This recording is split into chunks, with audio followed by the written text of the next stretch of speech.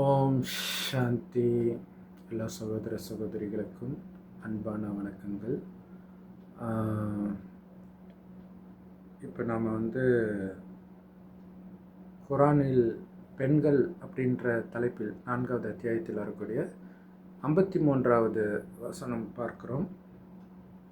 இதில் நிராகரித்தவர்கள், அல்லாவை நிராகரிக்கிறவங்க, அடுத்தது அல்லாவை ஏற்றுக்கொண்டாலும் அல்லாவின் செய்தி பிறருக்கு கொடுக்காமல் இருக்கிறவங்க, அதுவும் அல்லாவை நிராகரிக்கிறதா, ஏன்னா அல்லாவின் வழியை நிராகரிக்கிறாங்க. ஸோ இந்த மாதிரி இருக்கிறவங்களுக்கு அல்லாஹ் என்ன தண்டனை கொடுக்கிறார்? ஸோ என்ன கொடுக்கிறார் அப்படின்னா என்ன தண்டனைன்னு உங்களுக்கு தெரியும் இல்லை? அல்லாவின் வழிப்படி நடக்கிறவங்களுக்கு அல்லாவின் வழி என்னன்னா ஆத்மான்னு அல்லாவை நினச்சிக்கிட்டே இருக்கணும். அவர் செம்பு நிறமான ஒளி உலகத்தில் நட்சத்திரம் மாதிரி இருக்க, நம்மளுடைய உயிர் இங்கே இருக்குது. ஸோ அழியக்கூடிய உடம்பு நான் நினச்சிட்டு புலனின்பத்துக்கு அடிமையாகி தான் எல்லா பாவமும் செய்கிறோம். காமம், கோபம், பற்று, பேராசை, அகங்காரம் எல்லாம் அதனால தான் வருது. நான் அழிவற்ற ஆத்மா, என்னுடைய அப்பா சிவத்தந்தை, அவரை தான் அல்லாஹ் பரமபிதான் மற்ற மதத்தில் சொல்கிறாங்க. ஸோ அவரை நினைவு செஞ்சுக்கிட்டே இருக்கணும். நினைவு செய்ய செய்ய ஆத்மாவுக்கு அந்த சக்தி வரும். அந்த சக்தி வந்துடுச்சுன்னா காம, கோபம், பற்று, பேராசை, அகங்காரத்துக்கு அடிமையாக இருந்ததெல்லாம் விலகி தனக்குத்தானே ஆனந்தம் வரும். இப்போ கலியுகத்தில் இந்த ஆனந்தத்தோடு இந்த உடலை விட்டு உயிர் பிரிந்தால், இறைவனின் நினைவிலே பிரிந்தால், மீண்டும் இந்த பூமியில் கலியுகத்தில் நரகத்தில் பிறவி எடுக்க மாட்டோம், அல்லது பேயாவும் அலைய மாட்டோம். இங்கேருந்து முதல்ல மேலே போவோம். இறைவன் இருக்கக்கூடிய இடம் பரந்தாமம், பரலோகம்னு சொல்லுவோம். அங்கே போயிட்டு அதுக்கு முன்னாடியே நீங்கள் உங்களுக்குள்ள அன்பு, அமைதி, தூய்மை, இந்த மாதிரி தெய்வீக குணத்தை நிரப்பிட்டீங்கன்னா சொர்க்கத்தின் ஆரம்பத்திலே வருவீங்க. யார்? கலியுகத்தின் இறுதியில் அல்லாஹ் ஒரு வயோதிகர் உடலில் வரார். அவரைத்தான் ஆதாம்னு முஸ்லீம்களும் கிறிஸ்தவர்களும் பிரம்மான்னு இந்துக்களும் சொல்கிறாங்க.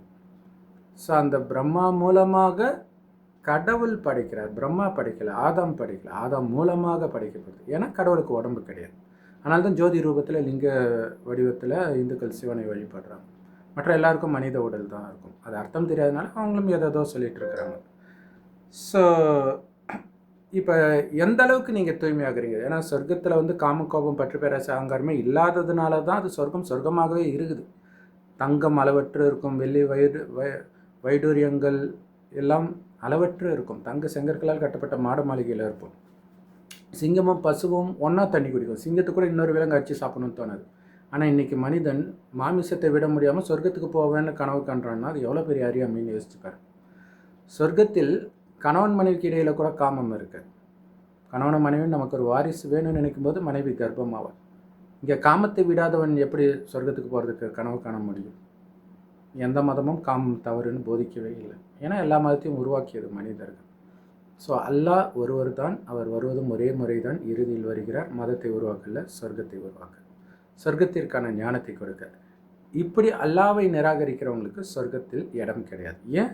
ஒருவேளை கொடுத்தாங்கன்னு வச்சுக்கோங்களேன், என்ன ஆகும்? கலியுகத்து மனிதர்கள் காசுன்னு போயிட்டு இருக்கிறாங்க. எதையும் விட மாட்டாங்க, எல்லாத்தையும் தனதாக்கிக்குவாங்க, மற்றவர்களுக்கு கொடுக்க மாட்டாங்க. ஸோ அதுதான் 53ல் அவர்களுக்கு ஒரு பங்கும் கிடையாது. பங்கு யார் கொடுப்பா? அப்பாவுடைய சொத்தில் தானே குழந்தைக்கு பங்கு வரும். ஸோ அப்போ கடவுள் அப்பா தானே. இந்த விதத்தில் தான் அவர் அப்பா, சொர்க்கத்தை கொடுக்கறதுனால. ஸோ அதில் ஒரு சின்ன பார்ட்டு கூட அவங்களுக்கு கிடையாது. ஒருவேளை கொடுத்தால் எல்லாத்தையும் அவனையே சுருட்டிக்கணும்னு நினைப்போம். ஸோ இன்றைய ஆட்சியாளர்கள் எல்லாமே அந்த சொத்து சேர்க்கறதுலே இருக்கிறத நம்ம பார்க்குறோம் உலகம் முழுவதுமே. ஸோ அந்த மாதிரி ஆகிடும். ஸோ அதனால தான் இங்கே எந்த ஆசையும் இல்லைன்னு நீங்கள் நிரூபித்தாதான் அங்கே போக முடியும். குழந்தை மேலே, மனைவி மேலே, எதன் மீதும் பற்று இல்லைன்னு நிரூபிக்கணும். இதை தான் பைபிள் குரான் கதை. அந்த இப்ராஹிம் மனைவியையும் குழந்தையும் கடவுள் விரட்ட சொன்னால் விரட்டுறாருன்றது கடவுள் விரட்ட சொல்கிறாருன்னு அர்த்தம் கிடையாது. அது கதைப்படி அப்படி காட்டியிருக்கிறாங்க. பற்று இல்லாமல் இருக்கிறாங்களா? பற்று இருந்தால் பொறுத்துவாங்களா? போடா, இப்படி ஒரு கடவுளே எனக்கு தேவையில்லைன்றுவாங்க. இல்லை, இப்போ காமத்தை விட சொன்னார்னா இது எங்களுக்கு தேவையே இல்லை. ஒரு சகோதரர் கமெண்ட் போட்டிருக்கிறாரு. ஸோ அதை படித்து காட்டணும்னு நினைக்கிறேன். இதோ விட்டது கடவுளர்களுக்கான பாடத்திட்டம். ஸோ இதில் என்ன தப்புனா, கடவுளுக்கான பாடத்திட்டம் இல்லை, தேவதைகளுக்கு. தேவதை வேற, கடவுள் வேற. சொர்க்கத்தில் வசிப்பவர்கள் தெய்வீக குணம் இருக்கிறதுனால அவங்க பேர் தெய்வம். தேவதை அல்லது தேவர்கள், கடவுள் கிடையாது. அவர்களே மர்ஜன்மம் எடுத்து கலியுகத்தில் வரும்போது இந்து கிறிஸ்டின் முஸ்லீம் எல்லா மதத்துக்கும் போயிடுவாங்க. இறைவன் ஞானத்தை கேட்டவுடனே அப்படியே விட்டில் பூச்சி தீபத்தை பார்த்து ஓடியாந்து பலியாகிற மாதிரி இந்த ஞானம் மட்டுமே அவர்களுக்கு திருப்தியை கொடுக்கும். அப்படி இருந்தால் தான் உங்களால் ரெகுலராக இதை பார்க்க முடியும். இல்லாட்டினாலும் நீங்கள் ஏதோ ஒரு கணக்குனால வெவ்வேறு ஜென்மத்தில் வெவ்வேறு மதங்களில் போயிருப்பீங்க. ஸோ அப்போ ஏதோ ஒரு மதத்தில் இருக்கிற பற்று அதிகமாக இருக்கிறது வந்து உங்களை இதையும் பிடிக்க விடாது, அதையும் விட முடியாது. இந்த மாதிரி மாட்டிக்குவாங்க. ஸோ அப்படிப்பட்ட ஒரு சகோதரர் தான் இதை போட்டிருக்காரு. இது கடவுளர்களுக்கான பாடத்திட்டம் இல்லை, தேவதை ஆகிறதுக்கான பாடத்திட்டம், உலகத்தின் ராஜாதி ராஜா ஆகிறதுக்கான பாடத்திட்டம். கடவுள் என்றால் எப்படி இருக்கணும் பாடத்திட்டம், சிலபஸ். அதை நம்மளை நக்கல் அடித்து போடுறாராம். கடவுள் என்றால் எப்படி இருக்கணும், கடவுளுக்கான தகுதிகள் என்ன, கடவுள் எங்கே எப்படி இருக்க வேண்டும், கரெக்டு. இது எல்லாமே தெரியாமல் இருக்கிறது தான் மதங்கள். இதை தான் நம்ம சொல்கிறோம் இல்லையா? அதை வந்து அவர் நக்கல் அடிக்கணும். நமக்கு தெரியலையேன்ற விஷயம் கூட அவரால் உணர்ந்துக்க முடியாமல் கடவுள் என்றால் எப்படி இருக்கணும், கடவுளுக்கான தகுதிகள் என்ன, கடவுள் எங்கே எப்படி இருக்க வேண்டும், கடவுள் செய்யும் வேலைகளை இதை பற்றிலாம் எனக்கு கவலை இல்லை. நான் பாட்டுக்கு மற்றவங்க சொன்னாங்கன்னா கண்ணா மூடிட்டு இப்படி விழணுமா அப்படி விழணுமா, இந்த மந்திரம் சொல்லணுமா அந்த நோன்பு இருக்கணுமா, எதை வேணாலும் பண்ணுறேன் அப்படின்னு இருக்கிறதா உங்களுக்கு பிடிச்சிருக்குன்னா வாழ்த்துக்கள். அடுத்தது, கடவுள் செய்யும் வேலைகள் எவை, கடவுள் செய்யக்கூடாத வேலைகள் எவை, இன்னும் பல விடயம் அடங்கிய கடவுளர்களுக்கான கைநூல் எழுதியவர் சரவணகுமார் ஆசாமி, இந்தியா அப்படின்ட்டு சிரிக்கிற மாதிரி ஒரு ஸ்மைலி போட்டிருக்கிறார். இப்போ அவரே இன்னொரு கமெண்ட் போட்டிருக்கிறார். காஃபீர், வேதத்தை உடையவர்கள், கிறிஸ்தவர்கள், முனாஃபிக், முஷ்ரிக், முஸ்லிம், மூமின் இவைகளுக்கிடையிலான வித்தியாசத்தையும் பழைய நபிமார்களின் வரலாறுகளையும் படித்து கொள்ளுங்கள். ஏன்? முஸ்லீமாக வாழறதுக்கு, நாங்கள் சொர்க்கத்துக்கு போகிறதுக்கான வழியை சொல்கிறோம். யாரோடது? கடவுளுடைய ஞானத்தை கொடுக்குறோம். இங்கே சொல்கிறது ஃபுல்லாக அரபு வார்த்தையும் உருது வார்த்தையும் இருக்குது. வேதத்தை உடையவர்கள் இந்த ஒரு வார்த்தை மட்டும்தான் தமிழ்னு சொல்லலாம். மற்ற எல்லாமே முஷ்ரிக்கு, மூமின்னு. ஸோ இதெல்லாம் தெரிஞ்சுக்கிட்டால் தான் இதுக்கு வந்து விளக்கம் கொடுக்க முடியும். நம்ம படிக்கிறது தமிழ் டிரான்ஸ்லேஷன், அதில் ப்ராக்கெட்டில் இருக்க தான் செய்யுது. இன்னொருத்தர் கூட போட்டிருந்தார், தமயம்னா கூட என்னன்னு தெரியல, அதில் தான் நாங்கள் மண் எடுத்து பூசிக்கிறதுன்னு சொல்லிக்கிறோம். அப்போ அந்த வேர்டும் உங்களுக்கு வேணுமா இல்லையா? ஸோ என்ன அப்படின்னா, இங்கே ரொம்ப சிம்பிள். ஆத்மான்னு வந்து இறைவனை நினைவு செய்யுங்கன்னு சொல்கிறோம். அதை தவிர எல்லாத்தையும் பண்ணுறது பிடிச்சிருக்குது. ஏன்னா அலைஞ்சு சுற்றணும் இல்லையா? நம்ம கோயில், குளம், மசூதி, சர்ச்சு, மெக்கா, சபரிமலை, இங்கே இதை பிடிச்சி போச்சு, சுற்றுறது பிடிச்சி போச்சு. அதனால் இறைவனோட புத்தியை இணைக்கிறது பிடிக்க மாட்டேங்குது. ஸோ அதனால் வர வினை இது. சரி, ஓகே. ஸோ அவங்களுக்கு என்ன ஆகும்? கொஞ்சம் கூட சொர்க்கத்தில் இடம் கிடையாது இல்லையா? 2500 வருடத்தில் எல்லாரும் ஆரம்பத்திலே வரமாட்டாங்க சொர்க்கத்துக்கு. இந்த ஞானத்தை பக்காவாக ஃபாலோ பண்ணுறவங்க தான் ஆரம்பத்திலே வருவாங்க. நாராயணன் லக்ஷ்மியோட அவங்க தான் சொர்க்கத்தின் முதல் ராஜராணி. அதனால தான் சொர்க்கவாசல் திருப்பிழா பெருமாள் கோயிலில் கொண்டாடுறாங்க. வேறு எந்த மதத்துலையாவது எந்த நாட்டிலையாவது கொண்டாடி நீங்கள் பார்த்துருக்கீங்களா? சரி, இது 2500 வருஷம் நடந்து அடுத்தது நரகமாகுது இல்லையா? இந்த கடைசி ஜென்மத்தில் கூட யாராவது ஒருத்தவங்க சொர்க்கத்துக்கு வருவாங்க. நிறைய பேர் ஆக்சுவலாக இங்கே தான் நிறைய பேர் வருவாங்க. ஆனால் அதுவா லட்சியம்? ஆரம்பத்திலே வந்து சொர்க்கத்தின் சுகத்தை முழுசாக அனுபவிக்கணும், அதுதான் லட்சியம். ஸோ இந்த கடைசியில் கூட வருவதற்கு அவர்களுக்கு வாய்ப்பு கிடையாது, இறைவனை நிராகரித்தவர்களுக்கு. ஏன்னா கலியுகத்தின் குணம் அப்படியே இருக்குது. இந்த குணத்தை அழிச்சிட்டு அங்கே போகணும், அதுதான் இங்கே விஷயமே. ஆக்சுவலாக குரான்லேயே பார்த்தீங்கன்னா கஷ்டத்தை அனுபவிச்சுட்டு ஒரு கிணறோ அல்லது ஏதோ ஆறோ இருக்கும், அதில் குளிச்சுட்டு சொர்க்கத்துக்கு போவாங்க. அது தண்ணிக்கான ஆறு கிடையாது. அப்படி நினச்சிக்கிட்டு தான் ஞான ஸ்நானத்தை முக்கிய எடுக்கிறாங்க. அங்கே மகா கும்ப மேலே கங்கையில் குளிச்சுட்டு வராங்க. இது ஞான கங்கை, சிவனுடைய தலையிலிருந்து கங்கை வர மாதிரி காட்டுவாங்க. அப்படின்னா என்ன அர்த்தம்னா, அவருடைய புத்தியில தான் இறைவனுடைய ஞானம் இருக்குது. அல்லாவின் ஞானம் அல்லாவிடம் மட்டுமே இருக்கிறது. அதைத்தான் கடவுள் சொல்கிறார். அதை உங்ககிட்ட சொல்கிற யாராக இருந்தாலும் அவங்க இறை தூதர்களே, அவர்கள் இறுதியில் மட்டுமே வருவார்கள். இதுவரைக்கும் வந்ததெல்லாம் மதத்தை உருவாக்க வந்த மதஸ்தாபகர்கள். சரி, எதுக்கு அர்த்தம் தெரியணுமோ அதை தெரிஞ்சிக்காம என்னென்னமோ போட்டு இதுக்கெல்லாம் அர்த்தம் தெரிஞ்சுட்டு வா அப்படின்றாங்க.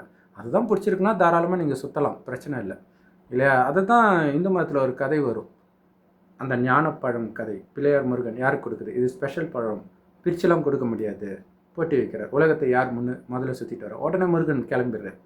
பிள்ளையார் எனக்கு கடவுள் தான் உலகமேன்ட்டு சிவனையே சுற்றி வர்றார், அவருக்கு தான் அந்த பழம் கிடைக்குது. ஸோ இங்கே கடவுளையே உலகம்னு நினைக்கிறவங்களுக்கு சொர்க்கம், கடவுளை தேடி அங்கே இங்கே அலையிறவங்களுக்கு சொர்க்கத்தை இழந்துடுவாங்க, அவ்வளோதான். ஏன்னா கடவுளை தேடி அலையிறது மட்டும் இல்லை, புத்தியே அலைஞ்சிட்டு இருக்குது இல்லையா? சினிமா, சாராயம், காமம், கரிமீன் இப்படி அலைஞ்சிட்டு புலனின்பத்திலேயே மூழ்கி கிடக்கிறது. அவர்களைத்தான் காஃபிர்னு சொல்கிறது. இல்லை அதெல்லாம் கிடையாது, முஸ்லீம் இல்லாதவங்க தான் காஃபிர்னு நீங்கள் நம்பணும்னு ஆசைப்பட்டீங்கன்னா தாராளமாக நம்பிக்கோங்க. சரி,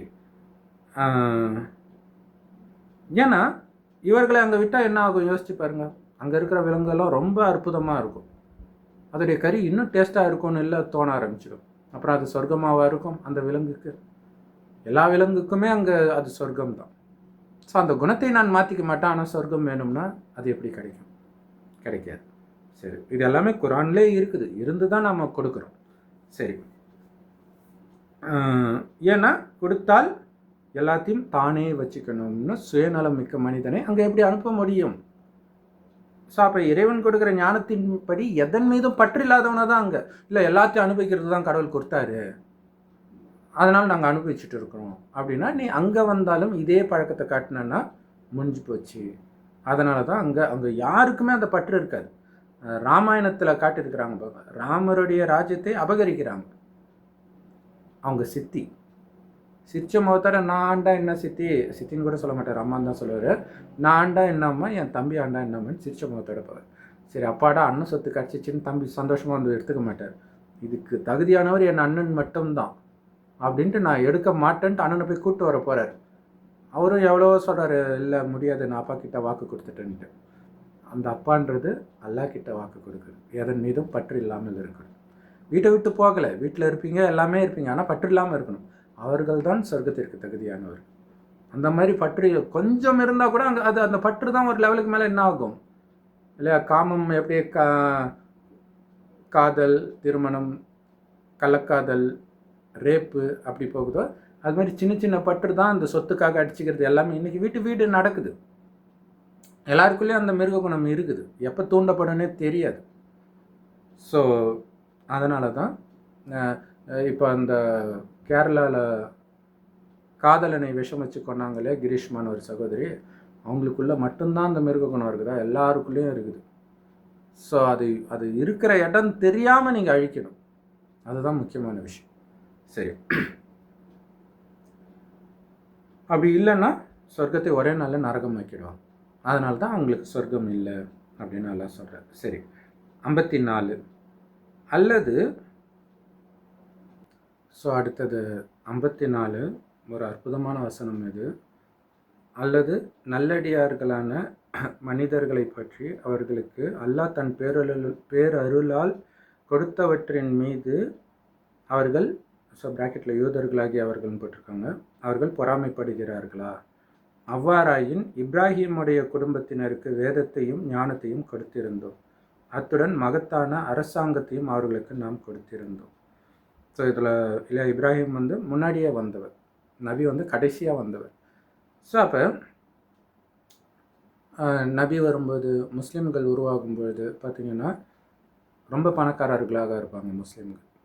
ஸோ அந்த முஸ்லீம் மதம் உருவான இடத்தில் மட்டும்தான் அவங்க இருப்பாங்க, இந்தியாவிலலாம் இருக்க மாட்டாங்க. அப்புறம் பாவம் செஞ்ச பிறகு அவங்க பாவத்திற்கேற்ப ஒவ்வொரு நாட்டிலையும் சிதறடிக்கப்படுறாங்க. எப்படி? மறுஜென்மத்தின் வாயிலாக. ஸோ அது அவங்களுக்கு தெரியாது, இப்படித்தான் சிதறடிக்கப்படுறாங்க. முஸ்லீம் மன்னர்கள் வந்து நம்ம நாட்டை பிடிக்கிறோன்னு வந்திருப்பாங்க, ஆனால் அவங்களுக்கு தெரியாது அந்த நாட்டில் தான் அவங்க போய் பிறக்க போகிறாங்க. ஆஃப்ரிக்காவிலும் பிடிச்சிருக்கிறாங்க, என்ன இருக்குதுன்னு பிடிச்சிருக்கிறாங்கன்னு தெரில. ஸோ இப்போ சாப்பாட்டுக்கு வழி இல்லாமல் கஷ்டப்படுறாங்களே ஆஃப்ரிக்கா நாடுகள். ஸோ அந்தந்த இடத்துல செய்த பாவத்திற்கான தண்டனை எல்லா மதத்தினரும் அங்கங்கே மாறி மாறி பிறப்பாங்க. ஸோ அதனால் இங்கே வந்து பொறாமைப்படுறாங்க யூதர்கள் அப்படின்னு இங்கே சொல்லப்பட்டிருக்குது. யூத மதம்ன்றது முன்னாடியே வந்த மதம் இல்லையா? இந்து மதத்துக்கு அடுத்ததாக யூத மதம் தான் வருது. ஸோ இந்து மதத்துக்கு அடுத்ததாக பழமையான மதம்னு சொன்னால் யூத மதத்தை தான் சொல்ல முடியும். அதற்கப்புறம் பார்த்திங்கன்னா புத்த மதம் வருது, அதுக்கப்புறம் கிறிஸ்தவ மதம் வருது, அது பெரிய மதத்தை மட்டும் சொல்கிறோம்.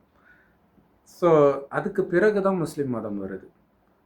ஸோ அப்போ பார்த்திங்கன்னா பயங்கர டிஃப்ரென்ஸ் இருக்கும், முஸ்லீம் மதத்திற்கும் யூத மதத்துக்கும் ஆயிரக்கணக்கான வருடங்கள் டிஃப்ரென்ஸ் இருக்கும். அப்போ அந்த யூதர்கள் இப்போ முஸ்லீம்களை பார்த்து பொறாமைப்படுறாங்களா? முஸ்லீம்கள் நல்லா வசதியாக இருக்கிறாங்களேன்ட்டு சொல்கிறாரு. அவசியம் இல்லை. ஏன்னா அவர்களுக்கு இதைவிட அதிகமான மகத்தான ராஜாங்கத்தை நாங்கள் கொடுத்தோம். இதுதான் ரகசியமே. இன்னைக்கு ரொம்ப பணக்காரங்களாக இருக்கிற பார்த்து பொறாமைப்படுறது அறியாமை. ஏன்னா அவங்களாம் இப்போ தான் வந்திருக்கிறாங்கன்னு அர்த்தம். நம்ம சொன்னோம் இல்லையா, கடவுளின் வழிபடி நடக்கிறவங்க சொர்க்கத்துக்கு போவாங்க, ஆரம்பத்திலே வந்துடுவாங்க. கொஞ்சம் கம்மியாக நடக்கிறாங்கன்னா கொஞ்சம் லேட்டாக வருவாங்க, இப்படியே வருவாங்க. ஆனால் முதல்ல வந்தவங்களும் மறுஜன்மம் எடுத்துக்கிட்டே வருவாங்க. ஆனால் கடைசியில் வர வர அந்த சக்தி, ஆத்மாவுடைய சக்தி இழந்துக்கிட்டே இருக்கும், தூய்மையின் சக்தி. இழக்கிழக்க என்ன ஆகும்னா அவங்களுடைய குணமும் கெட்டு போகும். அதற்கேற்ப ஆரோக்கியம், அழகு, செல்வம் எல்லாமே குறைஞ்சிக்கிட்டே வரும், திறமை எல்லாமே. ஸோ அனைத்தையும் இழந்தவர்களாக சொர்க்கத்தில் வாழ்ந்தவர்கள் தான் இன்றைக்கி இருப்பாங்க. கோயிலில் பிச்சை கோயிலுக்கு வெளியில் பிச்சை எடுக்கிறவங்க அந்த கோயிலே கட்டினவங்களாகவும் இருப்பாங்க, அவங்களுக்கே தெரியாது. இதுதான் ஆச்சரியமானது. ஆனால் இப்போ பணக்காரங்களாக இருக்கிறாங்களே, அவங்க இப்போ தான் பூமிக்கே வந்திருப்பாங்க. ஸோ முதல்ல வரும்போது அவங்களுக்கு அதிகமாக கொடுக்கப்படும். ஆனால் சொர்க்கத்தின் ஆரம்பத்தில் வந்தவர்களுக்கு கொடுக்கப்பட்டதோடு இப்போ இருக்கக்கூடிய பணக்காரனை கம்பேர் பண்ண முடியுமா? அவங்களுக்கு முன்னாடி அவன் பிச்சைக்காரன் மாதிரி இல்லையா? பட் என்ன பண்ணுறது, இப்போ அவங்க பிச்சைக்காரங்களாயிட்டாங்க, இவங்க இப்போ தான் வராங்க, அனுபவிக்கிறாங்க, அவ்வளோதான். ஸோ அதை தான் சொல்கிறாங்க. இப்போ முஸ்லீம் மதம் கடைசியாக வருது. யூத மதம் பார்த்திங்கன்னா இந்த காலச்சக்கரத்தில் இங்கே ஆரம்பத்திலே வரும். 2000 வருடம் முன்னாடி கிறிஸ்துவ வருதுன்னா யூத மதம், இதுக்கு நடுவில் புத்த மதம் வரும், அதுக்கு பிறகு தான் கிறிஸ்தவ மதம் வரும். ஸோ இதுக்கு கொஞ்சம் முன்னாடி தான் முஸ்லீம் மதமே வருது. புதுசாக வர ஆத்மா அப்போ தான் பூமி மேலேருந்து கீழே இறங்கும்போது பணக்காரர்களாக தான் இருப்பாங்க. இப்பயும் முஸ்லீம் நாடுகளில், அதாவது சில முஸ்லீம் நாடுகள், ரொம்ப அரபு நாடுகள், இங்கெல்லாம் ரொம்ப பணக்காரங்களாக இருக்கிறாங்க இல்லையா, அவங்களாம் பார்த்திங்கன்னா சமீபமாக வந்தவர்களாக இருப்பாங்க. ஒரிஜினல் சொர்க்கத்துக்கு வந்திருக்க மாட்டாங்க, இப்போ தான் வராங்க. அவங்களுக்கு அது சொர்க்கம் மாதிரி தான் இருக்கும். ஸோ அப்போ அவர்களை பார்த்து நீங்கள் பொறாமைப்பட வேண்டிய அவசியம் கிடையாது. ஏன்னா நீங்கள் அனுபவித்ததுக்கு முன்னாடி அவங்க அனுபவித்ததெல்லாம் ஒன்றுமே கிடையாது. ஈஸியாக புரிஞ்சுக்கணுன்னா, நம்ம சின்ன வயசில் இருக்கும்போது உலகம் எப்படி இருந்துச்சு? ஆறு, ஏரி, இந்த மாதிரி நிறைய சுற்றி பார்க்குறதுக்கான இடம் இருந்திருக்கும். இப்போ எதுவுமே இருக்குது. குழந்தைங்கள்லாம் செல்லுலே பார்த்துக்க வேண்டியது தான் இல்லையா? ஸோ அப்போ தெரியுது இல்லையா, உலகமே அந்த சுகத்தை இழந்துக்கிட்டே வருது. அப்போ 2 தலைமுறை முன்னாடி எப்படி இருக்கும்? 10 தலைமுறை முன்னாடி, 60 தலைமுறை முன்னாடி, 84 தலைமுறை முன்னாடி சொர்க்கத்தின் ஸ்டார்டிங். அங்கே ஆயுள் 180 வருடம் இருக்கும். ஸோ சொர்க்கத்தில் 21 பிறவி, நரகத்தில் 63 பிறவி. கொஞ்சம் யோசித்து பார்க்கணும். இவ்வளோத்தையும் ஒரு மனுஷன் சொல்ல முடியுமா இவ்வளோ துல்லியமாக அப்படின்னு நீங்கள் யோசித்து பாருங்கள். சரி, அதனால் அவர்களை பார்த்து நீங்கள் பொறாமைப்பட வேண்டாம் அப்படின்ட்டு யூதர்களுக்குத்தான் நீங்கள் சொல்கிறார். இப்போ யாருக்கு கிடைச்சிருக்குதோ அதெல்லாம் ஒன்றுமே கிடையாது நீங்கள் அனுபவித்ததுக்கு முன்னாடி அப்படின்னு சொல்லப்படுது.